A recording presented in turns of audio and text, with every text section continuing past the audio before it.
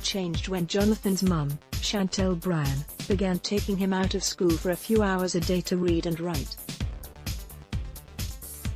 By the time Jonathan was 9, he could spell anything he wanted to say. Now with the help of an e-tran frame, Jonathan not only communicates, he wrote a book. Jonathan, who lives in Wiltshire, England, uses his eyes to spell. He gazes at the e-tran frame, a transparent plastic board with letters and a color coding system, and indicates with the movement of his eyes which letter he wants to use next. The person he's communicating with holds the board between them and follows along as he spells. "We're literally looking through his eyes," Bryan told CNN. Jonathan's memoir, I Can Write, lets readers look through his eyes too. It begins from his mother's perspective, detailing Jonathan's earlier life and how he learned to spell and write. It then switches to Jonathan's perspective.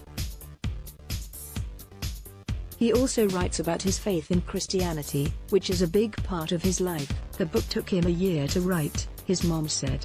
It came out on July 12, and he's received a lot of positive feedback. Jonathan said this made the effort it took to write it worthwhile. Though the book is about Jonathan's life with cerebral palsy, his mother said many of its messages are universal. She's excited for what it can do for other children and parents in similar situations. "What you see when you look at someone isn't necessarily all there is know about them," she said. "His body doesn't do very much, but it doesn't mean that his mind isn't active," Bryan said. Jonathan says he was inspired to write the book to help other people like him. "I am a voice for the voiceless," he told CNN via his e-tran frame, as dictated by his mom. "When we can spell, we can live life in all its fullness." No, Jonathan is fighting for all children to be given the option to learn to read and write. A portion of the proceeds from the book will be donated to Teach Us Too, a charity that aims to promote an educational system where all children are taught to read and write, regardless of their disability.